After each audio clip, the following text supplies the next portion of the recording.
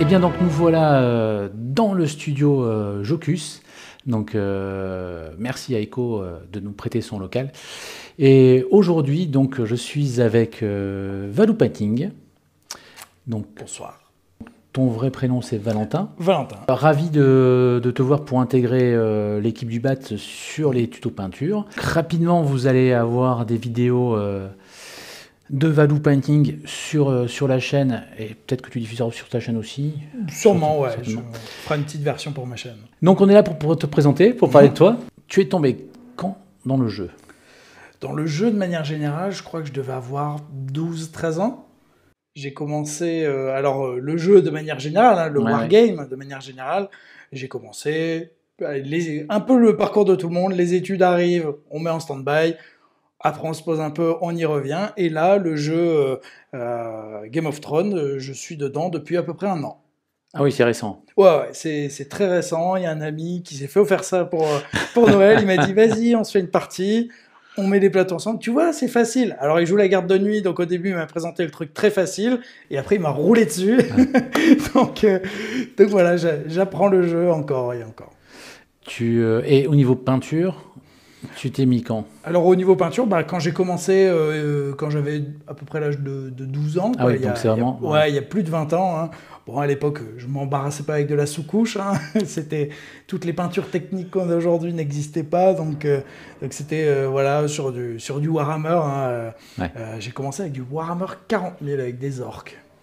D'accord, donc en fait tu as découvert le jeu et les wargames en même temps que la peinture. Ça a été les deux... Alors c'est très drôle, c'est que quand je dis j'ai commencé le wargame, c'est vraiment la peinture. D'accord. Et je crois que j'ai dû jouer une de mes premières parties, que quand je m'y suis remis, là, il y a environ, je sais pas, 6 ans.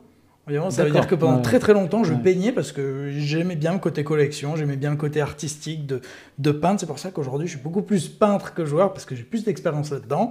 Et donc voilà, j'ai commencé, j'ai continué comme ça. Et c'est vrai que mes premiers jeux... Là où j'ai vraiment joué sérieusement pour la première fois, c'était avec Warhammer Underworlds, qui était un jeu plutôt avec des petites unités, donc ça me permettait de peindre et de me dire, tiens, je vais jouer avec. Et après, c'est devenu ce que c'est devenu, très compliqué. Et donc, voilà, je change de jeu régulièrement, du Warcry, plein de choses. D'accord. Beaucoup de jeux d'escarmouche, ça me permet de peindre des choses très différentes à chaque fois.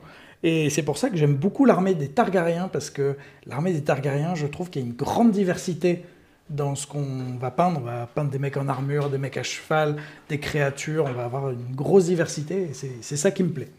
Qu'est-ce qui te plaît le plus dans la peinture?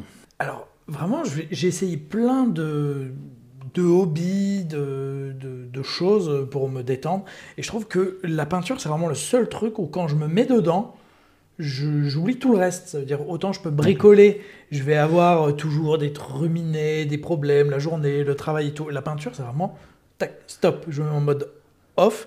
Alors c'est très bizarre, c'est que j'aime bien faire des jeux vidéo à côté.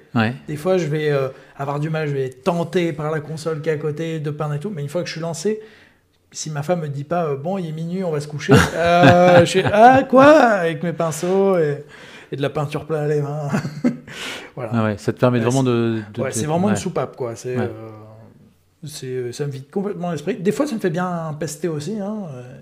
Y a des figurines qui donnent du fil à retordre, mais ouais, ça permet vraiment de déconnecter complet, quoi. Quels sont les modèles de figurines que tu aimes le plus peindre? T'es plutôt, je sais pas, véhicule, créature, personnage Le truc qui a pas mal changé les choses, c'est l'aérographe. Avant, les grosses pièces, ça me faisait sortir les yeux parce qu'au pinceau, c'est une horreur. Maintenant que j'ai un aérographe, j'aime beaucoup peindre les créatures parce que je vais réussir à mettre de la nuance et après rajouter du détail. Donc aujourd'hui, je dirais les créatures, les trucs un peu gros comme les dragons et tout, hein. Donc tes dragons, tu les as fait à l'aérographe? Les dragons, je fais jamais 100% aérographe. C'est-à-dire, je fais souvent une grosse base aérographe, mais le problème, c'est que si on fait que de l'aérographe, ça se voit et on voit la facilité du truc. Donc je reprends toujours au pinceau après, mais c'est vrai que les dragons, il y a une grosse partie d'aérographe, et après il y a peut-être autant de pinceaux, mais si j'avais fait full pinceau, j'aurais mis des dizaines et des dizaines d'heures.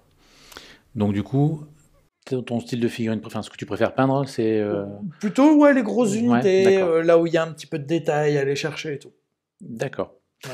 Là, dans le jeu auquel tu joues, qui nous intéresse, donc 30 de fer, le fait qu'il y ait les unités soient de 12 figurines, qu'il y ait des figurines qui se ressemblent, etc., est-ce qu'il y a quelque chose qui te rebute ou Je- Ça enlève un petit peu du plaisir, je trouve, parce que j'aime bien donner un caractère un peu unique à chacune. Mais d'un autre côté, ça aide aussi à aller tout droit. On va dire, je peins tout ce qui est unité, je les peins par batch. C'est-à-dire, je peins jamais unité par figurine par figurine. C'est-à-dire que quand je me lance sur un plateau, je peins les 12 d'un coup. Je fais D'accord. toute la peau, tout le rouge, Oui. tout en même temps. Malheureusement, 12, je trouve que c'est le seuil où ça devient un peu embêtant. Je trouve que le mieux en groupement pour peindre, c'est 10. 10 figurines, ça va. 12, en fait, entre chaque étape, ça commence à devenir long. Donc, ça va, ça va. Bon. Je m'y retrouve, mais voilà, c'est une réponse un peu de ni oui ni non là que j'ai Ouais, c'est pas donnée. vrai. Mais, mais ça a ses avantages, ça a ses inconvénients. Ça me dérange pas plus que ça, mais c'est vrai qu'une fois que j'ai fini une unité, j'ai pas envie d'en faire une deuxième, quoi. Et tu peins avec quoi? Sinon, qu'est-ce que tu préfères comme ta gamme de peinture? Alors, gamme de peinture, j'en utilise plusieurs différentes en fonction de l'usage. Alors déjà, il faut voir comment je peins. D'abord, pour garder le plaisir de peindre, et je trouve que c'est assez bien équilibré dans le jeu, c'est je peins une unité et un héros. Une unité, D'accord. un héros, et je trouve que c'est assez équilibré. Par exemple, là, je dois avoir 10 unités et je dois avoir à peu près 12 héros. Donc ça veut dire que ça me Mhm. permet d'alterner l'un et l'autre. Et en fonction de ce que je vais peindre, je vais pas peindre avec la même chose. Les unités, les grandes unités, 12, je vais peindre beaucoup à la speed paint ou à la contraste pour aller vite, même si après je Ouais. retouche, hein, c'est comme l'aérographe. Et les héros, c'est là où je vais mettre un peu plus à 100%. Donc on va dire que sur une unité, je vais utiliser les peintures type speed paint, D'accord. d'Army Painter, hein, où je vais utiliser les peintures contraste de Citadel. J'ai pas essayé celle de Vallejo, mais voilà, je peins principalement à ça. Et je complète tous les détails avec des peintures type Citadel ou alors les Prince Auguste ou Vallejo Mhm. gamme Games. Ok. Et par contre, quand je peins les héros, je vais les peindre de manière complètement différente, où là, je vais pas utiliser de la vie, je vais vraiment utiliser que de la peinture, où je vais dégrader, je vais faire que du Mhm. mélange. Et pour ça, je préfère utiliser plutôt soit ce qui est Scale Color, ou alors les Prince Auguste ou Vallejo gamme classique, qui D'accord. vont être beaucoup plus mat, mais qui demandent d'y passer un petit peu plus de temps. Quand on va peindre, si on essaye de peindre un peu vite, on va pas voir le rendu. Elles sont plus fines, il faut faire beaucoup plus de couches plus fines. Donc c'est pour ça la gamme de peinture va dépendre de ce que je vais peindre Ok. et de l'effort que je vais mettre dedans. Tu m'as Mhm. expliqué non plus que tu n'aimais pas trop peindre tout ce qui était armure. Ouais. Mais alors, si tu dois peindre l'armure, tu fais quoi? Parce on parle souvent de métal non métal.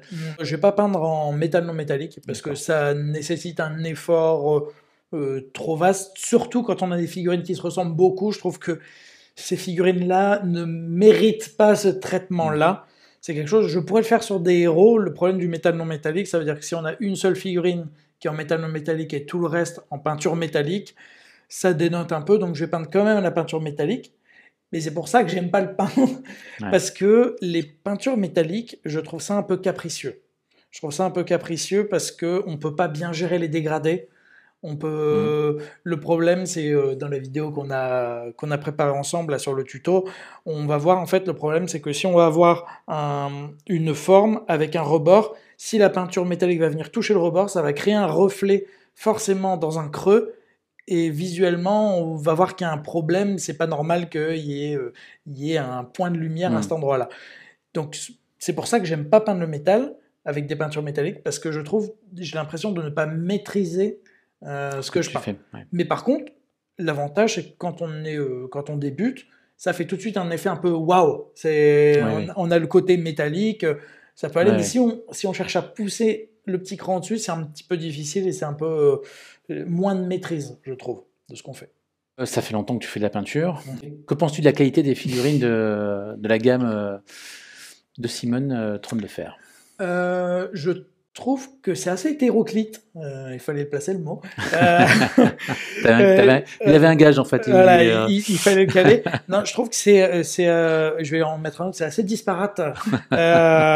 Ça dépend de ce qu'on va prendre. Si on prend du cavalier d'Othraki par exemple, je trouve que les lignes de moulage sont horribles. Le plastique, il est pas très facile à ébarber, je trouve, comparé à d'autres gammes qui existent, d'autres gammes de figurines.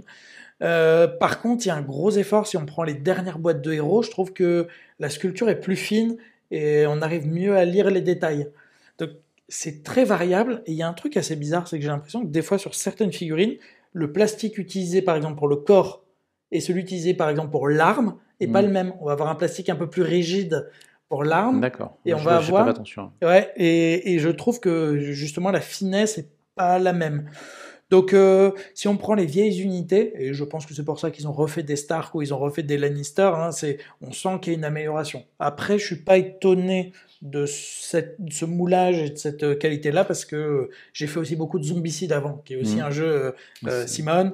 Et donc, là où aussi on voit les tout premiers Zombicides comparés aux derniers qui sont sortis, il y a une vraie amélioration. Donc aujourd'hui, j'ai beaucoup d'espoir pour les futures armées à venir et les nouvelles figurines. Est-ce que tu pourrais donner un conseil à des personnes qui débutent dans la peinture? Alors, en conseil, déjà, peindre. Déjà, simplement peindre. C'est vrai que il n'y a pas de mauvaise peinture, en fait. Je pense que il faut pas se comparer à d'autres personnes. Il faut simplement, déjà c'est un conseil général, mais il faut simplement être fier de se dire, bah voilà, j'arrive avec des chevaux qui sont pas tout rouges, d'avoir quelque chose de peint, c'est agréable, même si c'est pas au top, c'est la première chose.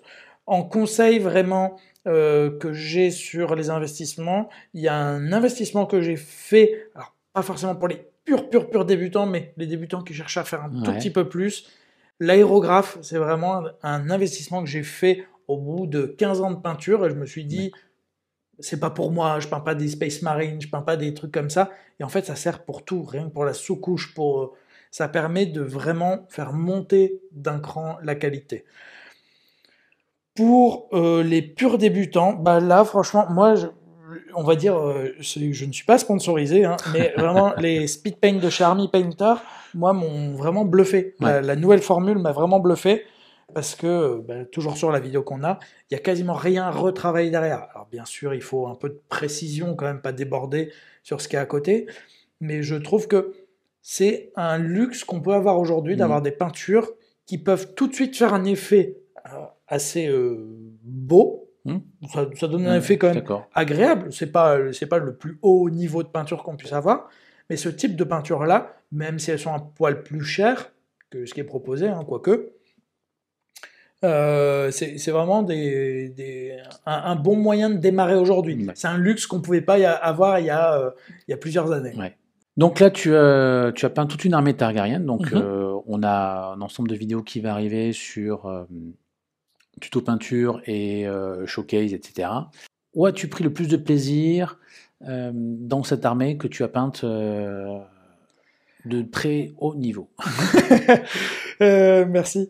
Là où j'ai pris le plus de plaisir, je pense que ça a été les dragons. Parce qu'en fait, les dragons... Alors, j'ai un peu triché, comme je l'ai dit, j'ai fait à l'aérographe. Mais je trouve que c'est le genre de truc où il y a un peu de surface, on peut s'amuser, on peut tester, on peut faire des choses. Il y a quelque chose d'assez sympa. Je me suis vraiment, vraiment amusé avec cela. J'ai essayé de m'imposer un schéma pour cette armée. J'ai voulu partir sur les couleurs Targaryen noir et rouge.